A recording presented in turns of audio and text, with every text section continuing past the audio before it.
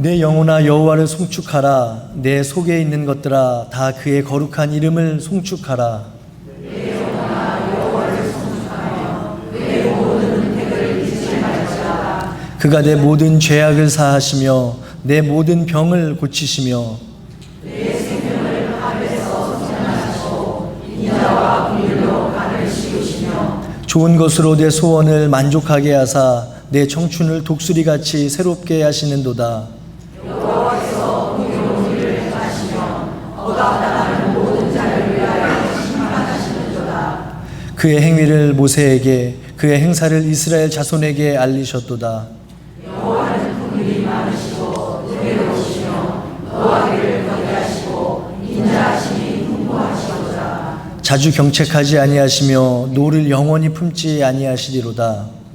우리의 죄를 따라 우리를 처벌하지 아니하시며 우리의 죄악을 따라 우리에게 그대로 갚지는 아니하셨으니 이는 하늘이 땅에서 높음같이 그를 경외하는 자에게 그의 인자하심이 크심이로다. 동이 소에서 번호같이 우리의 죄가를 우리에게서 멀리 옮기셨으며 아버지가 자식을 긍휼히 여김같이 여호와께서는 자기를 경외하는 자를 긍휼히 여기시나니 이는 우리가 우리의 채찍을 아시며 우리가 단지 먼지뿐임을 기억하심이로다. 아멘. 하나님의 말씀입니다. 우리 성도님들은 매일의 삶 가운데 어떤 것을 꿈꾸시고 또 어떤 계획을 가지고 살아가고 계십니까? 일반적으로 우리들 하루의 시간, 하루의 삶을 돌아볼 때 너무나 일상적이고 평온해서 뭔가 특별한 일이 있는 날보다 없는 날이 더 많은 것 같아요. 그래서 우리도 모르는 사이에 반복되는 일상들이 때로는 지루하게 여겨지고 또 무료하게 생각이 되어서 뭔가 좀 색다른 일이 있으면 좋겠다. 뭔가 좀 특별한 일이 내 삶 가운데 있으면 좋겠다 기대하면서 살아갈 때가 있는 것도 사실입니다. 그런데 인생의 경험이 많으신 우리 성도님들 잘 알고 계시죠? 그러한 특별한 것 없는 그 일상이 얼마나 큰 은혜요, 감사인지를 말이에요. 그럼에도 우리들 마치 틀에 박혀서 쳇바퀴가 돌아가는 것처럼 느껴지는 그 시간들 보내다 보니까 매일의 삶 가운데 우리에게 허락되고 주어지는 그 안정과 평안함을 소중하게 여기지 못하고 또 감사하게 생각하면서 살지 못할 때 많이 있는 것도 사실입니다. 어쩌면 그것이 우리가 육신의 몸을 입고 이 땅을 살아가는 우리들의 약함 그리고 한계의 모습 중 하나일지도 모르겠어요. 특별한 어떤 일이 없으면 지루해서, 반대로 어떤 일이 일어나면 힘들고 피곤해서 불평하고 불만하는 것들 말이지요. 왜 그런 걸까요? 왜 우리는 평안함 가운데 어떤 감사를 느끼지 못하고 지루함과 무료함을 느끼게 되느냐는 거예요. 우리의 생각 속에서 그런 일상적인 것들 매일, 매주, 매달 우리에게 주어지는 어떤 시간, 어떤 일, 어떤 환경과 안정들 생각할 때에 그것은 어떤 무엇이 없어도 어떤 노력이나 애씀이 없어도 우리에게 당연히 주어질 것이라 생각해서 그렇게 여겨지는 건지도 모르겠어요. 그 안에 감사가 빠져 있는 거지요. 그래서 늘 나에게 허락되고 주어졌던 것이라고 나의 일상을 가볍게 생각할 때에 그래서 그것이 지니고 있는 놀라운 가치와 가능성을 귀하게 여기지 못할 때에 우리는 그저 지루해하면서 어제와 비슷한 오늘, 오늘과 비슷할 내일을 생각하면서 살아가게 될지도 모릅니다. 안타깝게도 그런 삶의 모습 가운데에는 진정한 감사와 감격과 소망을 찾아보기가 힘들어요. 그저 막연하게 우리 하나님 나에게 허락해 주실 어떤 특별함과 어떤 역동적인 것들 그냥 바라면서 내가 어떤 것을 원하는지도 잘 알지도 못하는 때라도 그저 막연하게 그것들 바라면서 살아가는 거죠.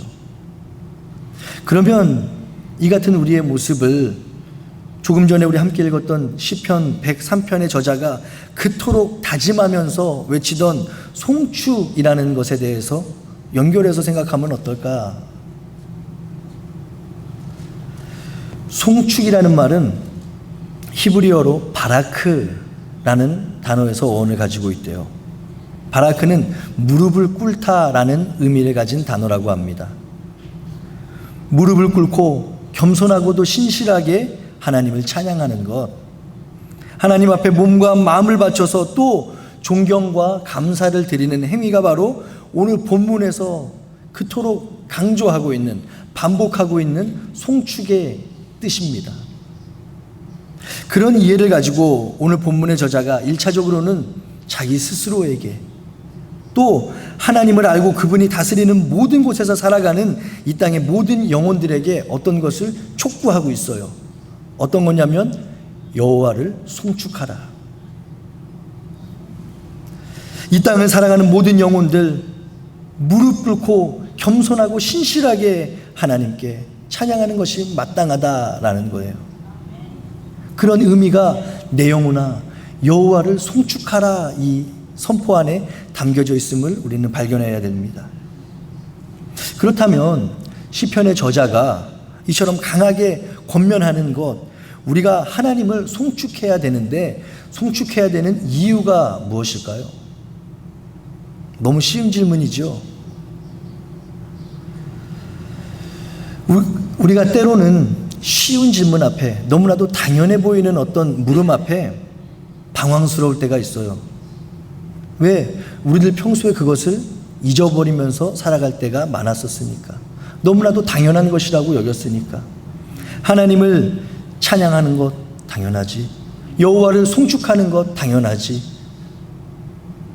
예배하는 것, 봉사하는 것, 섬기는 것 당연하지 라는 그 생각 가운데 왜 정작 우리가 그것을 해야 되는지 생각해 보지 못하고 또 이미 알았다 하더라도 잊어버리면서 살아갈 때가 있다라는 겁니다. 이 질문 앞에 우리 성도님들 각자의 대답이 다 있으실 거라 생각을 합니다. 우리는 하나님의 자녀니까 여호와를 송축해야 됩니다. 맞습니다. 우리를 창조하시고 지금도 살아계셔서 우리 삶을 인도해 주시는 분이시기에 우리는 여호와를 송축해야 됩니다. 그것도 맞는 대답이에요. 내가 왜 하나님을 송축해야 되는지, 우리가 왜 하나님을 예배해야 되는지에 대한 이유는 정말 수만 가지 이유가 있을 거예요. 각자의 생각에 따라서, 또 우리 성도님들 살아오신 인생의 경험들에 따라서 하나님을 이해하고 바라보고 그분을 믿는 어떤 형태, 가장 중요하게 여기는 것들 다르게 될지도 있죠. 다르게 될 수도 있죠. 그런데 혹시 이전에 내가 왜 하나님을 송축해야 되는지 생각해 보신 적이 없다면, 아니요, 이미 경험하고 체험해서 우리의 입술로는 고백했고 너무나도 그 이유에 대해서 잘 알고 있었지만 언제나 우리와 함께하는 그 사랑 가운데, 그 은혜와 평안 속에서 우리들 하나님의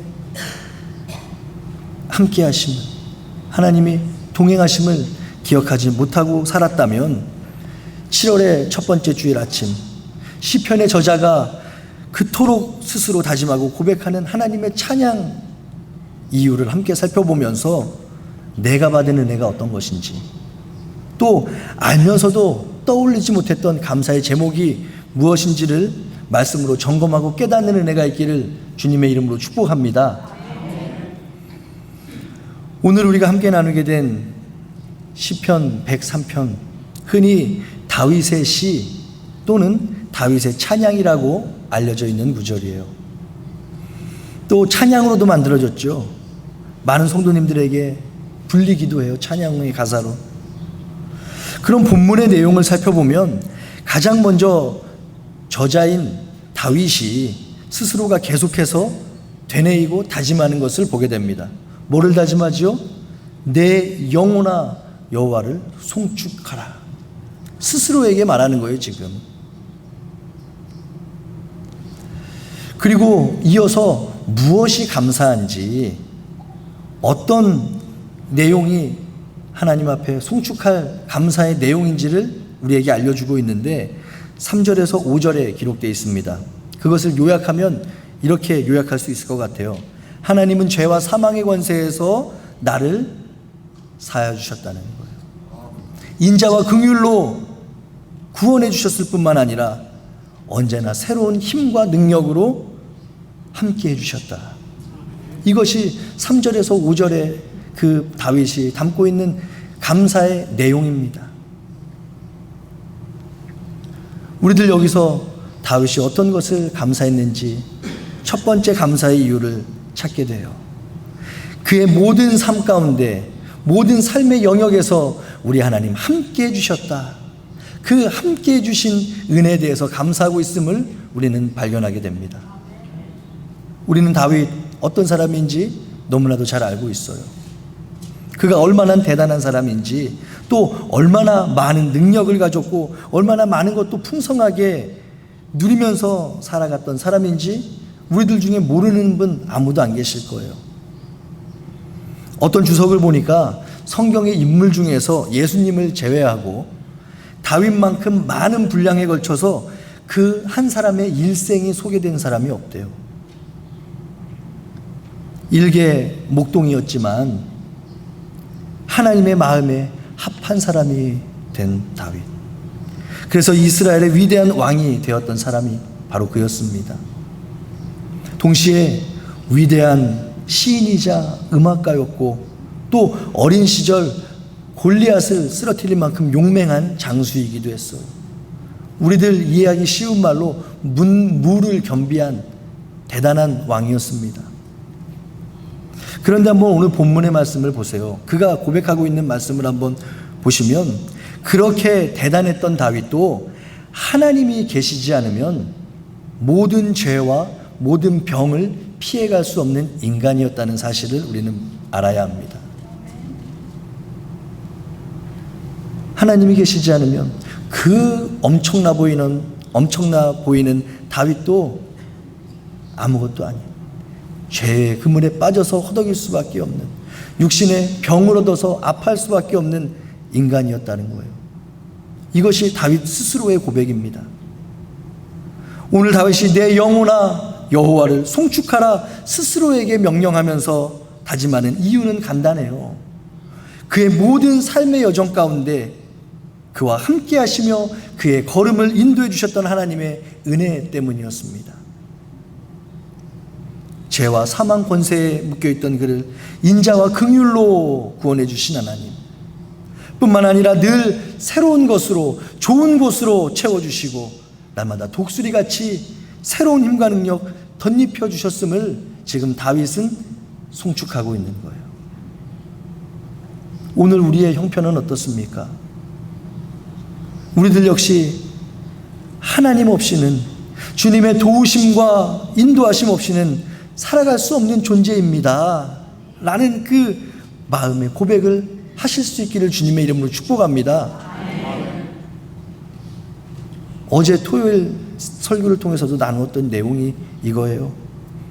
우리들이 이 땅 살아가면서 스스로 할 수 있는 것보다 할 수 없는 것이 훨씬 더 많다라는 거죠. 주님을 알지 못하고 세상의 것 의지하면서 살아갈 때 어떻습니까? 다른 건 몰라도 내 일만큼은, 내 문제만큼은 스스로 감당하면서 스스로 극복해가면서 살아갈 줄 알았다는 거예요. 뭘로요? 내가 많이 배우면, 내가 많이 가지면, 내가 더 높아지고 힘을 얻게 되면 모든 문제와 염려, 걱정하지 않고 살아갈 줄 알았는데 그렇지 않다는 것이 결론이죠. 우리 스스로의 힘과 능력으로 할 수 있는 것보다 없는 것이 많다. 이전에 우리 삶을 돌아볼 때도, 또 오늘의 현실과 내일의 미래를 생각해 봐도 우리는 우리 스스로의 힘과 능력으로 할 수 없는 것이 더 많아요. 하루가 다르게 변해가고 하루가 다르게 어둠의 죄로 물들어가는 이 세상 속에서 하나님 은혜 없이 단 하루도 살 수 없음을 정말로 고백할 수 있는 용기, 그리고 그 내려놓음이 오늘 우리에게 있게 되기를 주님의 이름으로 축복합니다. 우리들의 모든 발걸음의 여정 뒤돌아볼 때 어느 거 하나하나 주님의 은혜가 아닌 것이 없잖아요. 주님이 함께 해주셨기 때문에 지금 이 자리까지 계시는 거잖아요. 사랑하는 성도 여러분, 그 은혜와 그 감사와 감격이 회복되는 역사가 이 시간에 우리 모두에게 함께하기를 주님의 이름으로 축복합니다. 자, 그럼 우리들이 주님을 찬양해야 되는 이유, 다윗이 얘기하는 첫 번째 이유가 우리와 함께 해주시는 하나님의 은혜였다면, 계속해서 오늘 본문을 통해서 발견할 수 있는 두 번째 찬양의 이유가 뭘까요?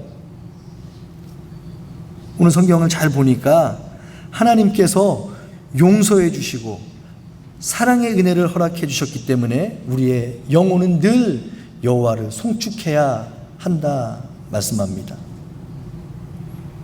오늘 본문 6절로 19절을 내용에 따라서 나눠보면 이스라엘 백성에 대한 하나님의 자비하심을 나타내는 찬양시라고 분류할 수 있을 거예요. 이스라엘 백성을 향한 하나님의 사랑. 우리 성도님들 잘 알고 계시지요? 하나님과 이스라엘 백성의 언약이 잘 이어지고 있습니까? 파괴됐습니까? 파괴됐어요. 무엇 때문에 그렇죠? 계속된 그들의 불순종과 죄 때문에 하나님과 사이에 맺어진 이스라엘 민족의 언약은 파괴됐어요. 그래서 하나님 이스라엘 민족을 향한 심판을 행하셨고, 또 공의로우신 하나님의 관점에서 볼 때 그것은 정당한 일이 맞습니다. 하나님과 사이에 맺어진 그 약속을, 그 언약을 깨트린 그 책임 결코 가볍지 않기 때문에 하나님 심판하셨던 거예요. 그런데 오늘 본문을 보니까 놀라운 하나님의 은혜가 다시 한번 이스라엘 민족들에게, 또 오늘을 살아가는 우리들에게 주어지고 있음을 발견하게 됩니다.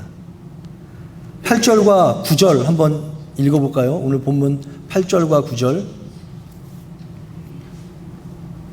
시작. 여호와는 긍휼이 많으시고 은혜로우시며 노하기를 더디하시고 인자하심이 풍부하시도다. 자주 경책하지 아니하시며 노를 영원히 품지 아니하시리로다.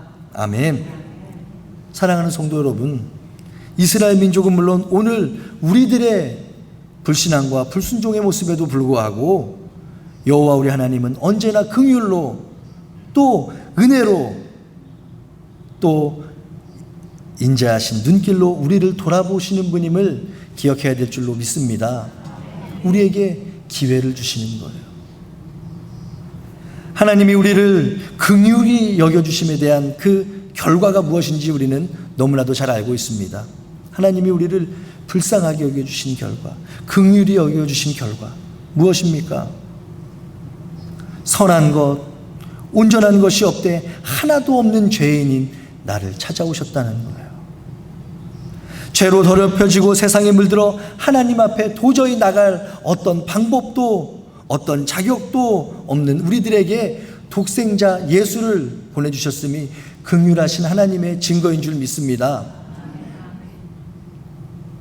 우리의 죄를 따라서 내가 죄를 사함받을 만한 어떤 속량, 자격이 있는 것도 아닌데 우리 하나님께서는 그 나의 죄를 그대로 갚지 않으시고 이전의 불순종으로 깨어진 그 언약 기억해 주시지 않겠다는 거예요.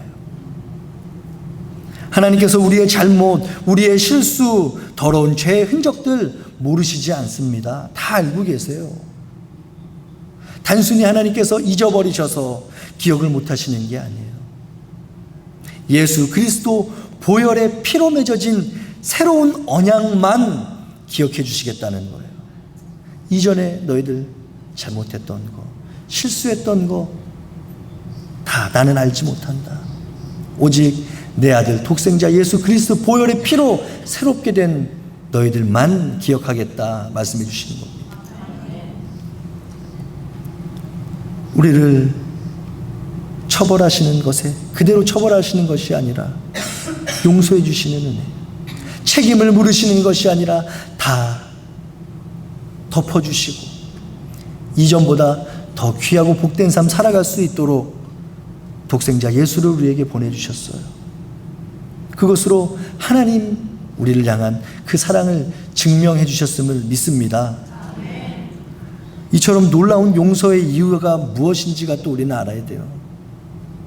오늘 본문 13절은 그 이유에 대해서 이렇게 이야기합니다. 아버지가 자식을 긍휼히 여김같이 여호와께서는 자신을 경외하는 자를 긍휼히 여겨주신대요. 우리의 약함과 한계, 부족함을 너무나도 잘 알고 계신 하나님께서 우리를 긍휼의 마음으로 또 한없는 사랑과 인자의 마음으로 품어 용서해 주시는 이유는 다른 것이 아니에요. 하나님께서 우리를 창조주와 피조물로 여겨주시는 것이 아니라, 주인과 종으로 여겨주시는 것이 아니라 우리를 아들과 딸로 삼아주셨대요.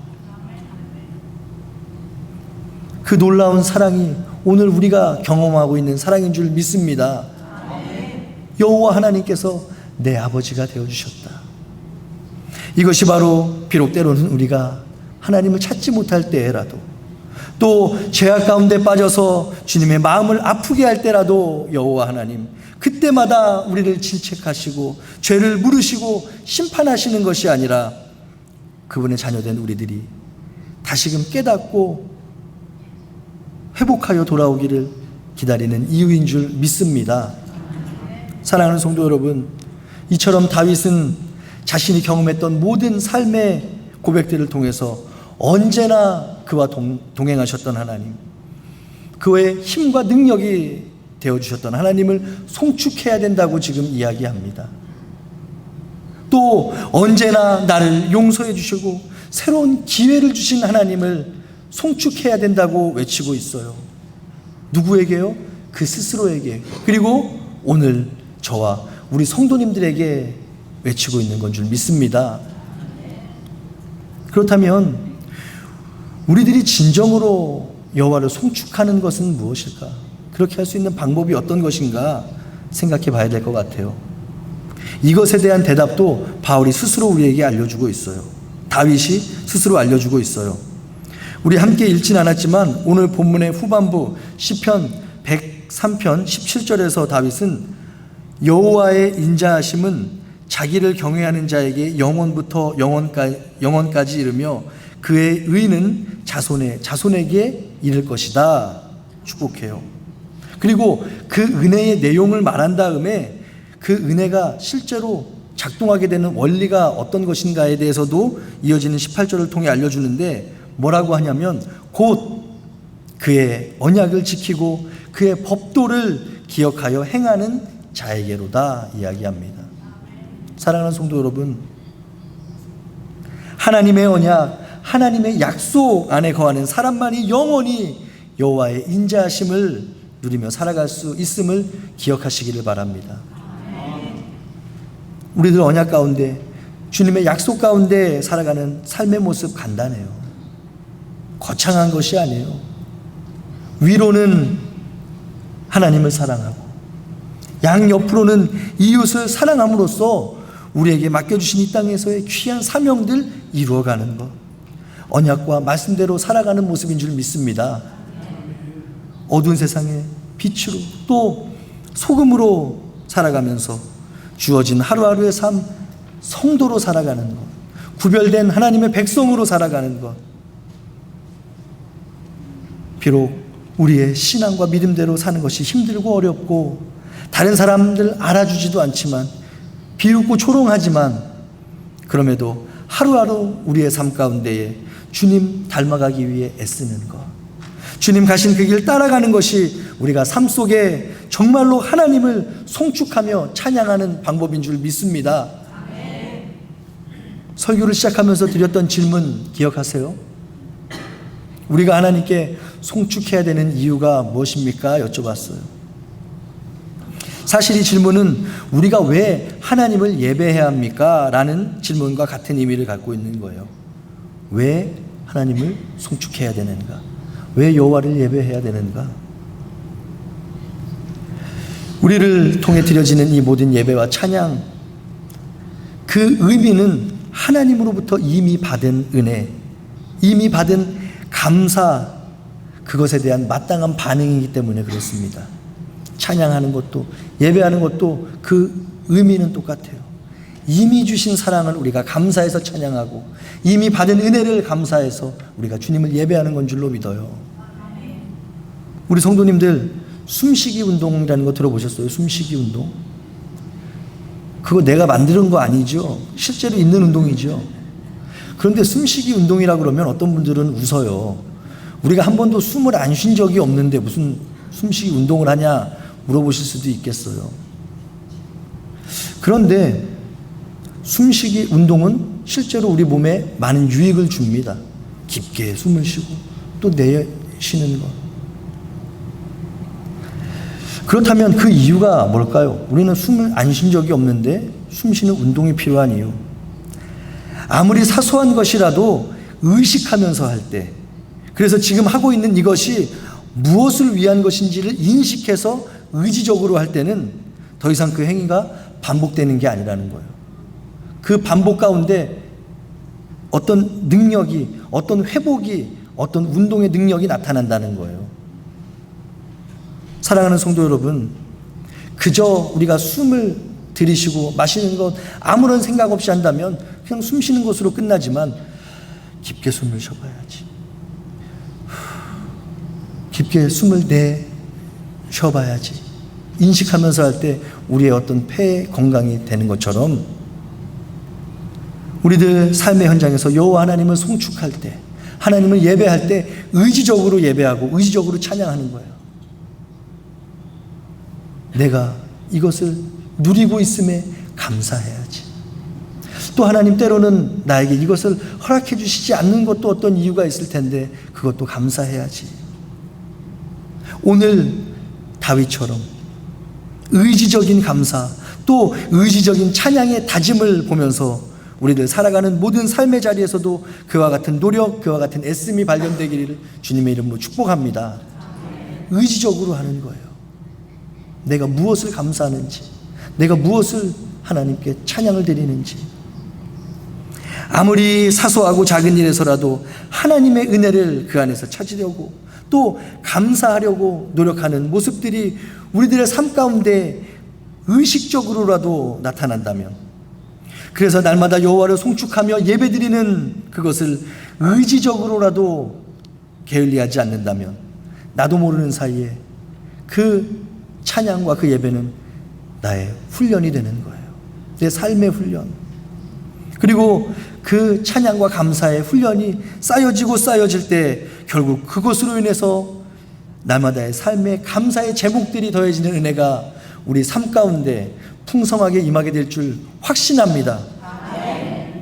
이제 우리에게 주님 새롭게 허락해 주신 7월 시작됐어요. 우리 장로님 기도하시는 거 들어봤죠? 벌써 7월이래요. 우리에게 주어진 이 새로운 시간들 가운데 오늘 하루도 시작됐구나. 오늘은 내가 보니까 이런 일이 있을 거고 저런 일이 계획되어 있으니까 이렇게 저렇게 하면 오늘 하루 끝나겠구나. 별다른 감흥도 없고 별다른 기대와 감격도 없이 맞이하고 보내는 하루하루의 시간들 더 이상 보내시지 않기를 축복합니다. 정말로 우리 하나님께서 변함없이 나에게 허락해 주실 새로운 은혜를 떠올리는 거예요. 이전에 나에게 해주셨던 그 은혜와 감사의 내용들, 또 오늘 나에게, 내일 나에게 허락해 주실 그 은혜의 내용들을 구체적으로 생각하시고 떠올리면서 우리 하나님 높이며, 오늘 다윗이 우리에게 권면하고 있는 것처럼 또 스스로 다짐하고 있는 것처럼 우리들도 스스로의 마음 가운데 이 다짐하면서 7월 시작했으면 좋겠습니다. 내 영혼아 여호와를 송축하라. 할렐루야. 다 같이 일어나서 찬양하시겠습니다.